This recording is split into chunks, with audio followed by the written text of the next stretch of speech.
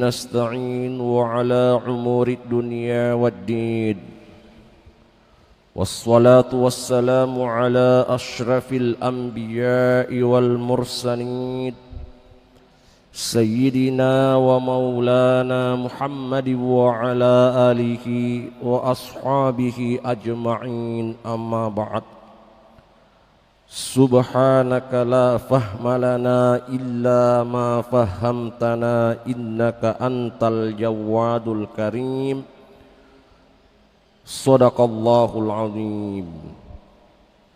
Kaum muslimin wal muslimat, jamaah subuh yang dimuliakan dan dirahmati Allah Subhanahu wa ta'ala. Alhamdulillah, pada subuh ini kita patut bersyukur kepada Allah Subhanahu wa ta'ala atas segala limpahan rahmat dan hidayahnya, petunjuknya, sehingga kita mampu mengabdi, taat dan patuh atas segala perintah dan menjauhi segala larangan-larangan Allah Subhanahu wa ta'ala. Kelak di kemudian hari, insyaallah kita akan menikmati hasil perjuangan kita di dunia ini atas segala pengabdian kita kepada Allah Subhanahu wa ta'ala. Janjinya Allah yang telah disampaikan oleh baginda Rasulullah sallallahu alaihi wasallam, yudkhiluhul jannata bighairi hisabin wala azabin. Saya ulangi, inilah janjinya Allah melalui lisan Nabi Muhammad sallallahu alaihi wasallam dalam hadisnya, yudkhiluhul jannata bighairi hisabin wala azabin. Allah akan memasukkan mereka ke dalam surga tanpa dihisab, tidak diperiksa oleh Allah, tidak diperiksa oleh malaikat, dan tidak diazab, tidak disiksa. Inilah yang kita harapkan, ridha dari Allah Subhanahu wa ta'ala. Lalu kemudian dalam salah satu catatan riwayat, ada sahabat yang bertanya kepada baginda Rasul, "Ya Rasul, tunjukilah aku satu amalan, pekerjaan yang dapat memasukkan aku ke dalam surga." Maka Rasul berkata, "Jadilah imam, memimpin sholat." "Saya tidak bisa jadi imam ya Rasul. Hafalan saya, suara saya tidak merdu ya Rasul." "Lalu kalau begitu jadilah muazzin seperti Bilal bin Rabah." Lalu kemudian sahabat berkata, "Jangankan jadi muazzin, imam, suara saya juga ya Rasul tidak seindah semerdu Bilal bin Rabah." "Kalau begitu jadilah orang yang sholat di belakangnya imam, jadi makmum sesuai dengan ayat Al-Quran, warka'u ma'ar raki'in." Rukuklah kalian bersama dengan orang-orang ruku, wasjudu ma'as sajidin. Sujudlah kalian bersama dengan orang-orang yang sedang sujud. Inilah keutamaan sholat berjamaah. Jamaah yang dimuliakan oleh Allah Subhanahu wa ta'ala. Yang kedua, sebelum kita masuk di materi, ada satu riwayat lagi yang saya ingin sampaikan, Pak. Nabiullah Musa alaihi salam, kehebatannya kalamullah, bisa bicara langsung dengan Allah tapi tidak mampu melihat Allah. Beda Nabi Muhammad. Dalam beberapa literatur riwayat, pada peristiwa Isra dan Mi'raj, memang Nabi Muhammad berjumpa langsung dengan Allah Subhanahu wa ta'ala untuk menerima perintah salat 5 waktu atau salat fardu. Itulah kita yakin dan percaya bahwa ajaran Nabi Muhammad, ajaran yang dibawa oleh Nabi Muhammad adalah ajaran untuk menyempurnakan ajaran-ajaran sebelumnya dan penutup para nabi dan rasul. Tidak ada lagi utusan setelah Nabiullah Muhammad sallallahu alaihi wasallam. Nah, ini Nabi Musa bertanya kepada Allah, "Ya Allah, apa kehebatannya Nabi Muhammad? Begitu engkau cinta kepada Nabi Muhammad, apa kelebihannya Nabi Muhammad dibanding aku, Nabi Adam, Nabi yang lain?" Ini Nabi Musa bertanya, Pak. Wajar kan kita bertanya kepada orang tua, apa kelebihannya si A, kenapa begitu dekat dengan orang tua? Maka Allah menjawab, "Wahai Musa, engkau ini adalah utusanku, rasulku. Engkau selalu minta ridho dariku dan aku berikan." Sementara Nabi Muhammad sallallahu alaihi wasallam, aku yang bertanya kepada dia, apa ridho yang aku ingin berikan kepadamu Muhammad? Maka Nabi Muhammad sangat jarang meminta untuk dirinya. Maka Nabi Muhammad sallallahu alaihi wasallam ketika saya tanya, apa ridho yang kamu ingin aku berikan wahai Muhammad? Maka Nabi Muhammad menjawab, "Ya Allah, satu permintaan aku ya Allah, tolong masukkan ke dalam surga seluruh umatku, umat Islam. Jangan sekali-kali engkau ya Allah masukkan mereka ke dalam neraka yang penuh dengan siksaannya." Nabi sudah saksikan ini tempat peristiwa Isra Miraj ini kan, Nabi sudah saksikan surga neraka, surga neraka. Kadang juga kebanyakan orang kritik ustaz ini, ustaz selalu saja neraka surga disampaikan, bikin takut-takut saja. Padahal kita sampaikan apa yang menjadi kebenaran. Jadi jamaah, kita patut berterima kasih kepada Nabiullah Muhammad sallallahu alaihi wasallam. Doa yang selalu kita panjatkan, penutup doa kita, Rabbana atina fid dunya hasanah wa fil akhirati hasanah wa qina adzabannar. Ini 3, kebaikan dunia, kebaikan akhirat, dan terakhir kita jauh dari siksa api neraka. Jamaah yang dimuliakan oleh Allah Subhanahu wa taala, bismillahirrahmanirrahim. Qala musannif rahimallahu taala wa nafa'na bi ulumihi biddarain. Kita lanjutkan pembahasan kita masih seputar arkanul sholat, rukun-rukun sholat. Wa thalithuha, yang ketiga, qiyamu qadirin, mampu berdiri. Jadi berdiri itu adalah rukun sholat.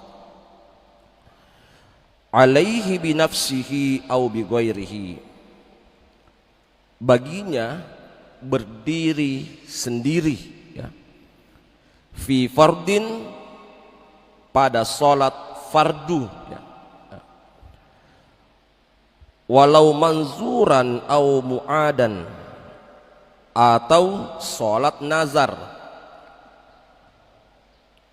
Wa yahsulul qiyamu binasbi faqari zahrihi ay izamihi allati hiya mafasilatu walau bistinadin ila syai'in bihaitsu law zala.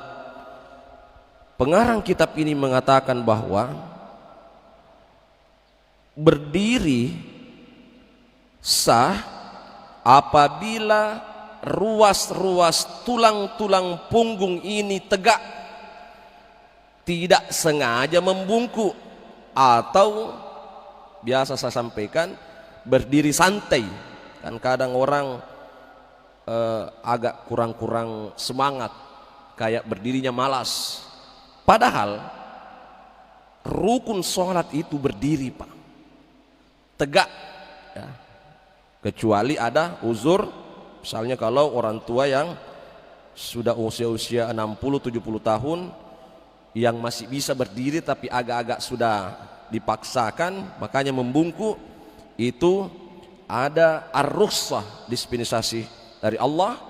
Tetapi kalau ada orang yang semua ruas-ruas tulang punggungnya tidak tegak, maka dipastikan cara berdirinya tidak sesuai apa yang disyariatkan oleh Allah Subhanahu wa taala.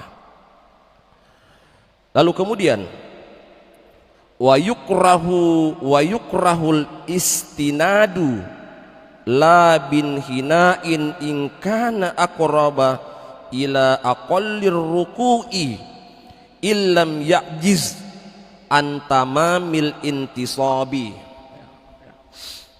Pengarang kitab ini menyatakan bahwa makruh hukumnya bersandar ketika berdiri, ya, makruh berdiri apabila mampu tegak tanpa ada sesuatu, ya. Kan kadang kita di paling ujung, kadang kita sandarkan ke tembok atau tiang masjid, ya. Sengaja memang untuk menyandarkan sedikit badannya dalam keadaan berdiri sholat. Jadi dia miringkan sedikit, dia punya badan, ya. Lalu kemudian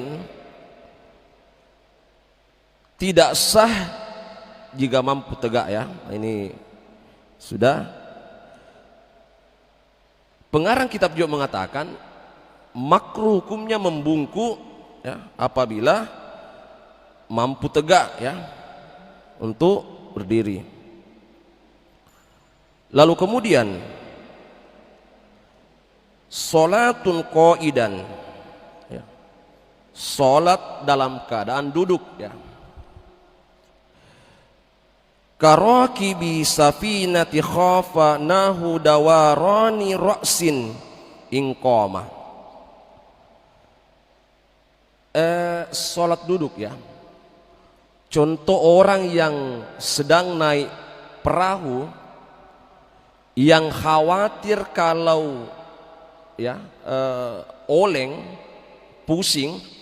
Misalnya ada perahu, ya, bukan kapal-kapal pil nih, bukan, ya. Yang dikhawatirkan ketika berdiri oleng, pusing kepala. Pengarang kitab mengatakan bahwa sebaiknya duduk, ya. Itu ada ar-rukhsah, ada kelonggaran agama untuk duduk, sekalipun wajib hukumnya berdiri bagi yang mampu berdiri, ya. Wa yanhanil qaidu birruku'i bihaitsu tahazi jabhatuhu ma qudamu rukbataihi, ya.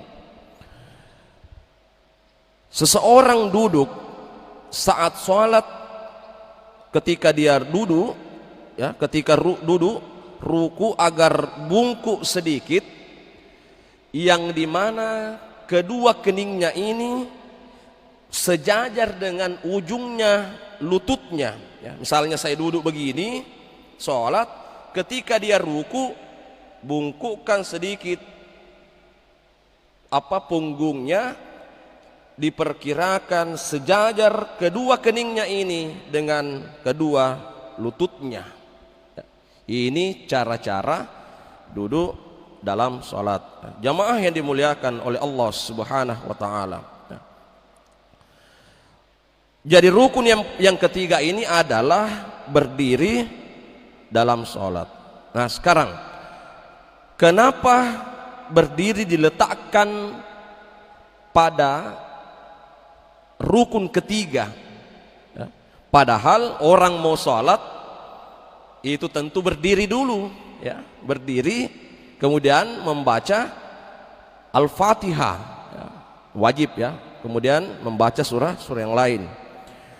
Ulama menjawab, kan rukun pertama itu adalah niat. Kemarin kita sudah bahas, ya.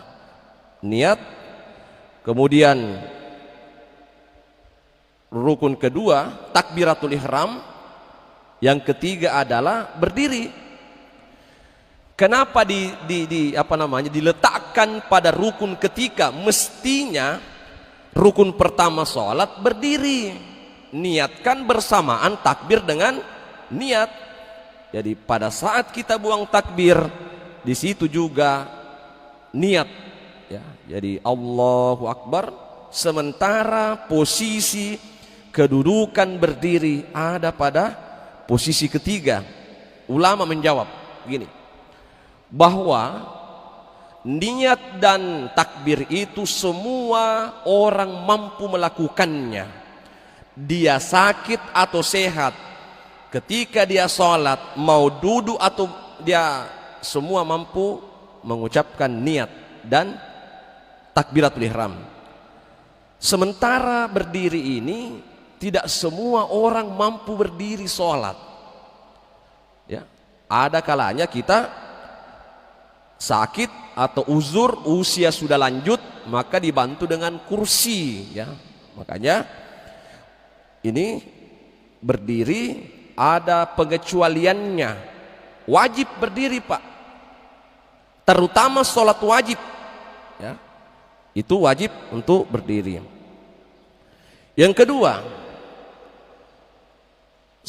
dalam sholat kedudukan tertinggi adalah berdiri ya. Jadi rukun tertinggi dalam sholat itu adalah berdiri ya.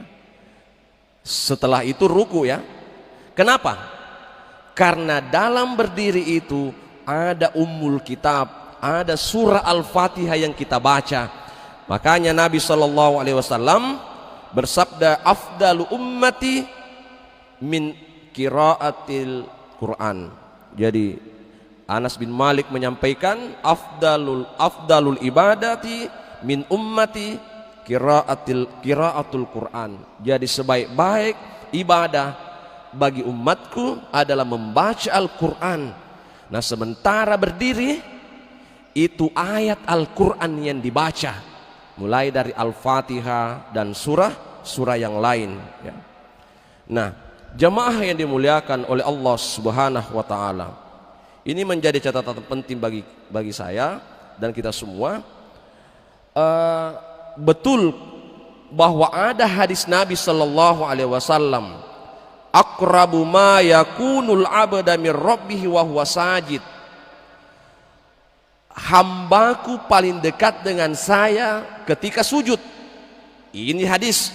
Makanya ada doa-doa yang diajarkan oleh ulama-ulama kita ketika sujud, setelah membaca subhana rabbiyal a'la wa bihamdihi, maka jangan dilafazkan, silahkan berdoa apa hajatnya, apa harapannya, apa keinginannya, terutama pada sujud terakhir ya. Yang pasti mau sujud pertama atau terakhir silahkan, karena hadisnya jelas, aqrabu ma yakunul abda min rabbih wa huwa sajidu, bahwa hambaku dekat dengan saya pada saat dia sujudkan dirinya di hadapan Allah Subhanahu wa taala. Jadi Pak, wajar kalau kadang ada pemimpin sholat lama sujud ya, kita berdoa di situ, disunahkan untuk berdoa kepada Allah Subhanahu wa taala. Nah, jamaah yang dimuliakan oleh Allah Subhanahu wa taala, lalu kemudian berdiri dalam sholat ini jika mampu, ini khusus sholat wajib. Kalau tidak mampu berdiri pada sholat wajib, ya duduk ya. Jadi saya ulangi, kalau sholat wajib ini, sholat fardu, mulai dari subuh, duhur, asar, maghrib, isya, wajib berdiri Pak, wajib berdiri, kecuali tidak mampu duduk. Tapi kalau sholat-sholat sunnah, contoh tarawih, duha, sekalipun mampu berdiri, boleh duduk. Tapi kan tidak elok kalau imamnya seperti Ustaz Haidir SH, masih muda, pimpin sholat tarawih duduk, sementara kita berdiri. Sah sholatnya Pak, kalau sholat sunnah.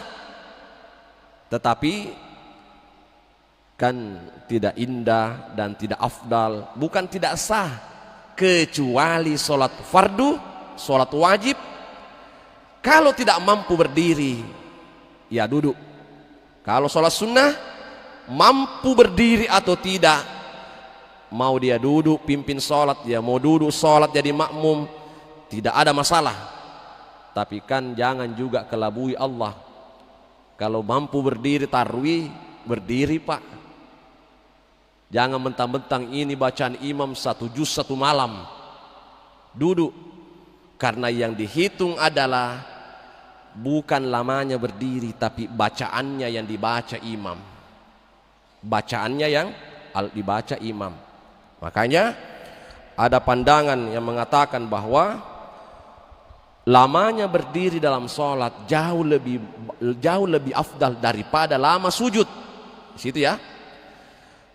Contoh ya, ada suatu ketika sahabat ikut sholat tahajud bersama Nabi. Ini sholat tahajud, sholat lail ya. Sholat lail itu kan terbagi dua. Ada dimaknai sholat lail itu tahajud. Ada sholat lail bermakna sholat tarwih, witir, itu sholat lail ya. Tapi tidak usah diperdebatkan ya. Nah, sholat lail, sholat tahajud Nabi bersama dengan sahabat. Ada dua yang saya ingin sampaikan. Ketika Nabi SAW sholat tahajud, riwayat pertama dulu, ada sahabat ikut sama Nabi tapi sebelah kiri, ya sebelah kirinya Nabi. Nabi rasakan, sementara membaca ayat-ayat Al-Quran, Nabi memegang tangannya, mengisyaratkan dia. Nabi sholat ini pak, tidak boleh goyang toh. Tapi Nabi bilang, seolah-olah Nabi mengatakan, salah cara posisimu berdiri, kamu ke sebelah kanan saya. Maka kalau ada orang pak, kadang saya kalau di tempat lain ya, misalnya di kampung sana, kalau kita singgah sholat atau kita sholat, kadang ada musafir 2 orang, kadang keliru caranya berjamaah. Kalau 2 orang sebelah kiri, saya bilang kurang-kurang mengaji ini orang, kurang-kurang mendengarkan kajian. Posisi yang benar adalah sebelah kanan. Sebelah kanan tidak terlalu jauh jarak intervalnya antara imam dengan makmum. Kira-kira kalau berdiri di sebelah, sedikit sebelah sini ya, jangan terlalu posisinya kanan, bukan di belakang, bukan di kiri. Nah yang pertama itu ya, inilah isyarat bahwa Nabi mengajarkan kepada kita tentang posisi-posisi berjamaah. Yang kedua, Nabi SAW sholat tahajud bersama dengan sahabat. Nah lalu kemudian ini kan Nabi panjang bacaannya Al-Baqarah ya, surah Al-Baqarah dia jadikan sebagai bacaan. Ini sahabat sampai surah Al-Baqarah, berapa lembar itu surah Al-Baqarah, Alif Lam Mim, ditambah lagi surah setelahnya ya. Jadi surah Al-Imran, An-Nisa, 4 surah dihabisi. Sudah gemetar lututnya ini sahabat, sudah gemetar lututnya sahabat ya.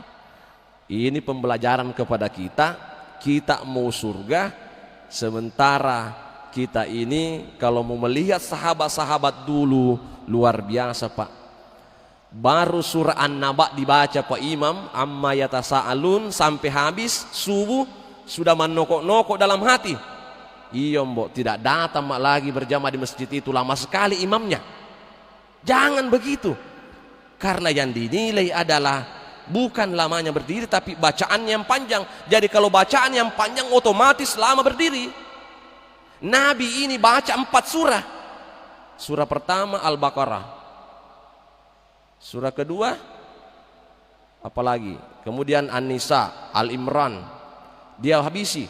Gemetar ini. Sahabat mengatakan ini kalau sudah surah Al-Baqarah Nabi ruku, dalam hatinya ruku, ditambah lagi Bismillahirrahmanirrahim, dia baca lagi surah yang lain sampai gemetar dia punya lutut. Nabi cuma berdua dengan sahabat. inilah dalilnya bolehnya menggabung lebih dari satu surah. Itulah yang dipakai mazhab Syafi'i ketika sholat witirnya, menggabungkan antara kul huwallahu ahad dengan kul a'udzu birabbil falaq dan kul a'udzu birabbin nas. Kalau tarjih Muhammadiyah tidak digabung, cuma pilih mana salah satunya. Begitu memahami Pak pandangan-pandangan mazhab.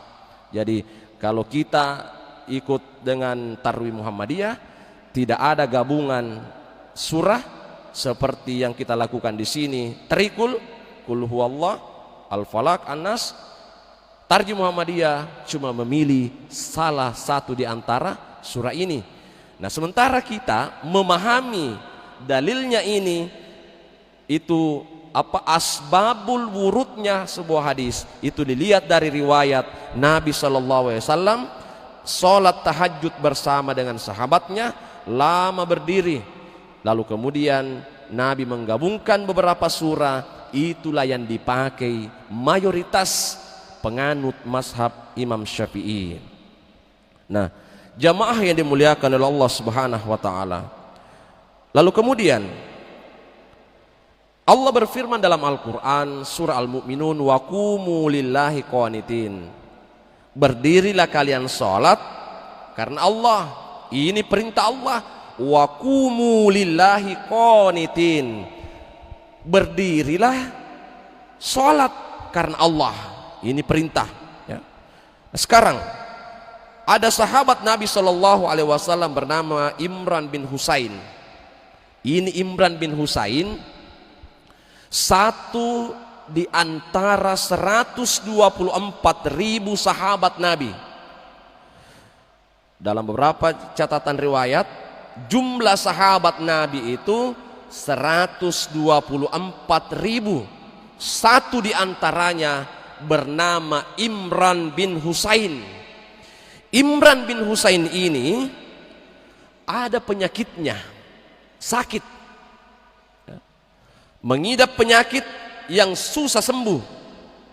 Penyakitnya adalah wasir ambeien. Sudah parah ambeiennya ini. Imran bin Husain bertanya kepada Nabi Sallallahu Alaihi Wasallam. Lalu kemudian, ya Rasul, saya ini kalau berdiri sholat sementara Rasul membaca bacaan panjang, kelihatannya saya ini tidak mampu lama berdiri karena sudah bengkak. Saya punya penyakit ambeien. Ya. Nabi SAW bersabda, "Sholli qa'iman fa illam yastati fa qa'idan, fa illam yastati fa ala jambin, fa illam yastati famus takiyani, ya. Famus talqiyani, ya. Dalam hadis sholli qa'iman, salatlah kamu ketika mampu berdiri. Ini Nabi sampaikan kepada Imran bin Husain. Fa illam yastati faqaidan, kalau tidak mampu berdiri, duduk. Inilah yang kita amalkan selama ini. Ada dispensasi agama, kelonggaran agama. Fa illam yastati faqaidan, kalau tidak mampu berdiri, duduk. Jangan sampai tidak sholat. Ini wajib hukumnya sholat fardu untuk dilaksanakan. Ini Bapak sekalian, kalau ada saudara-saudara kita, kadang kita menjenguk di rumah sakit atau di rumahnya, kadang kan ada orang mengatakan, sudah 2 hari tidak sholat. Jangan Pak, ada kelonggaran agama. Apa kata Nabi? Fa illam yastati fa ala jambin, kalau tidak mampu duduk sholat, maka baringlah sholat. Orang yang kadangkala jangan sampai kita diberi ujian oleh Allah, diberikan sakit oleh Allah, akhirnya tidak sholat. Ada kan tayamum saja kalau tidak mampu tersentuh dengan air. Jangan sampai tidak sholat, ya. ganti kita punya pakaian yang bernajis, ada kan penjenguk kita, ada kan orang yang menjaga kita. Jangan sampai, kata ulama, pada saat kita sakit tidak sholat, Allah cabut nyawa kita, maka disitulah kita menutup catatan akhir kehidupan kita dengan catatan buruk di hadapan Allah, karena sengaja memang tidak melaksanakan sholat wajib. Padahal ada solusi, fa illam yastati fa'ala jambin, kalau tidak mampu untuk duduk maka berbaringlah. Jamaah yang dimuliakan oleh Allah Subhanahu wa taala. Lalu kemudian ada rukun yang terakhir atau rukun yang keempat yang saya ingin sampaikan pada kesempatan berbahagia ini, sebelum kita ini melanjutkan, adalah qiraatu fatihati kulli rakaatin, membaca al-fatihah. Nah ini ya, ini kan hadis Nabi Sallallahu Alaihi Wasallam, la sholata liman lam yaqra bi fatihatil kitab. Lamnya ini lam nafi, dalam ilmu bahasa Arab disebut lam peniadaan. Tidak sah sholatnya orang kalau tidak membaca surah Al-Fatihah, baik jadi imam maupun makmum. Nah ini kadang salah dipahami Bapak sekalian tentang bacaan Al-Fatihah ini ya. Nah sekarang, surah Al-Fatihah adalah merupakan ummul kitab ya, sebagai ummul kitab. Ada hadis Nabi Shallallahu Alaihi Wasallam, idastaqbalal kiblata, jika sudah menghadap ke kiblat, fakabbir, takbir, thumma qara'a ummil Qur'an, kemudian membaca ummul Qur'an, yaitu surah Al-Fatihah. Makanya membaca doa iftitah adalah merupakan sunnah hayat, sunnah apabila dibaca boleh, tidak dibaca tidak membatalkan ibadah sholat. Tapi sebaiknya kita membaca doa iftitah, karena doa iftitah ada doa yang sangat luar biasa.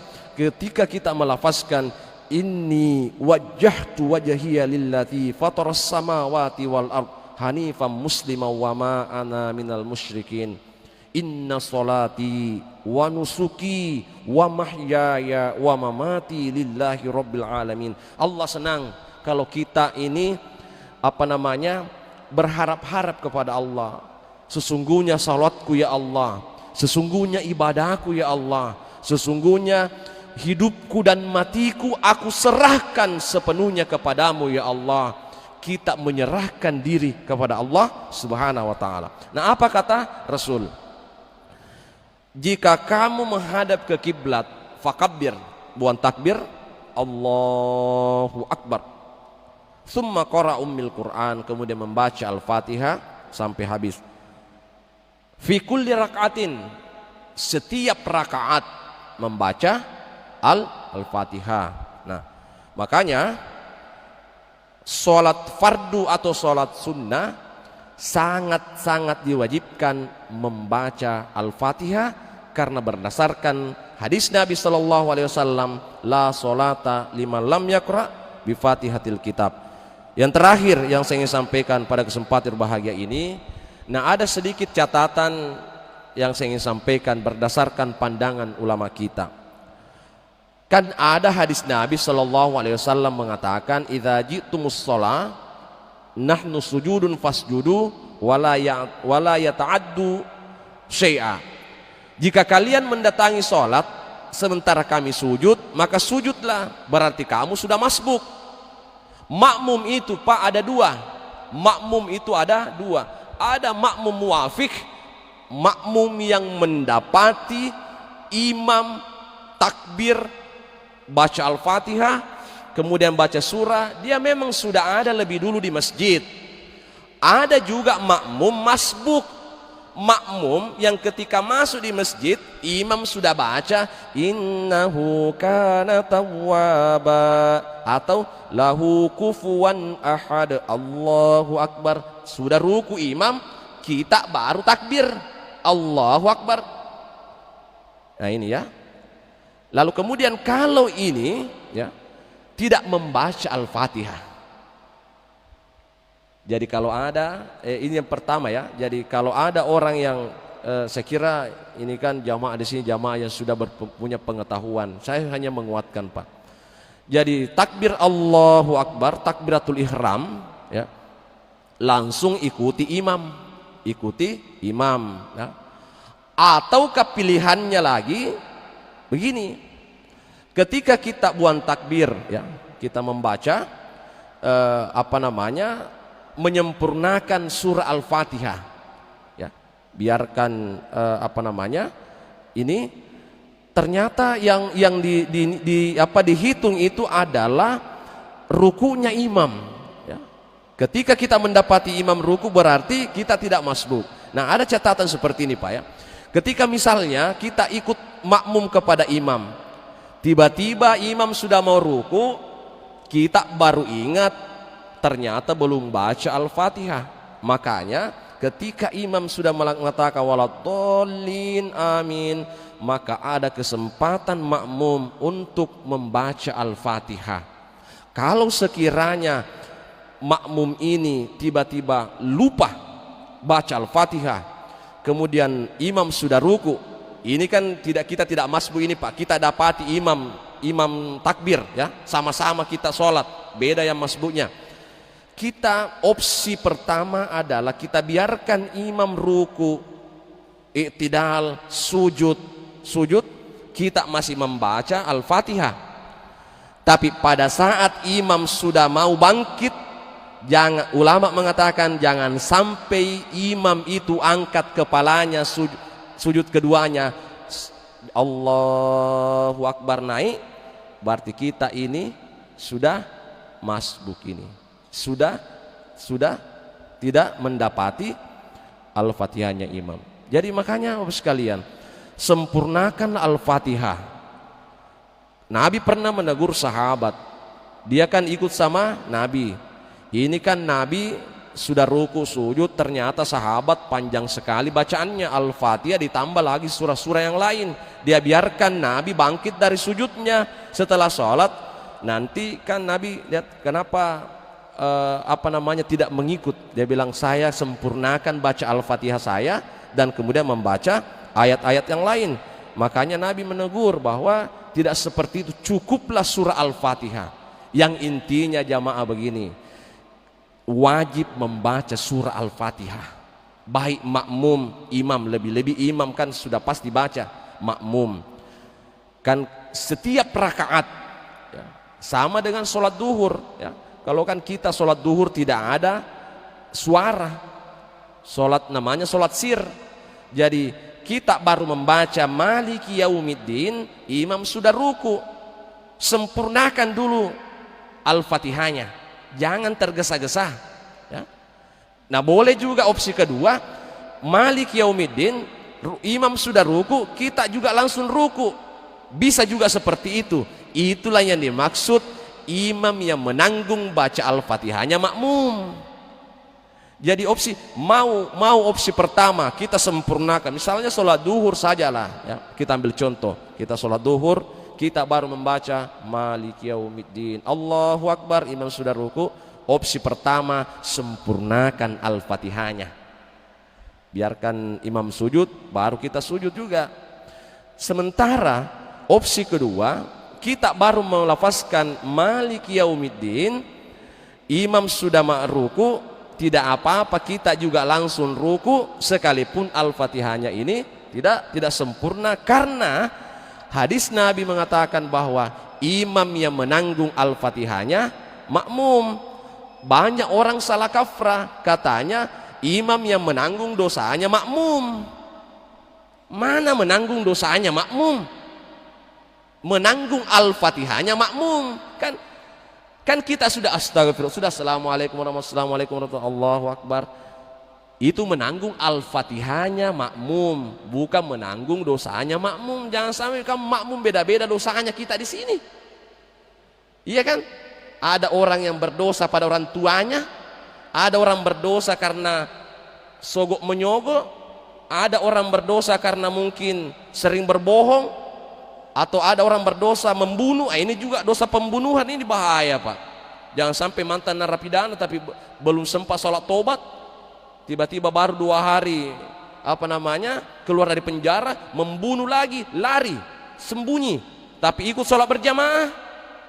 Jangan kita jadikan kambing hitam imam, bahwa imam ini tanggung dosanya makmum.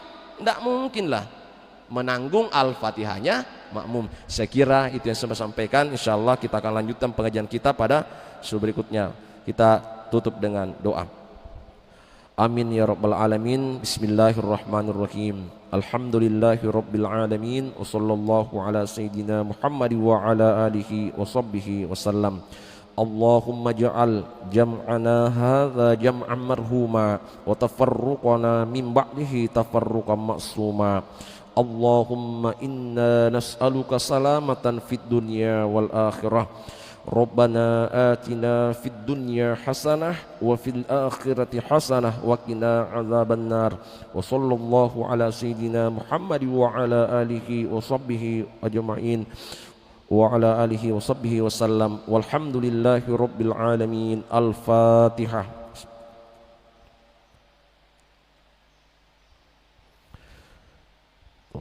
Sekian dan terima kasih, mudah-mudahan ada manfaatnya. Saya akhiri dengan ucapan wallahu a'lam bissawab, minallahil musta'an wa alaihi tiklan. Wassalamualaikum warahmatullahi wabarakatuh.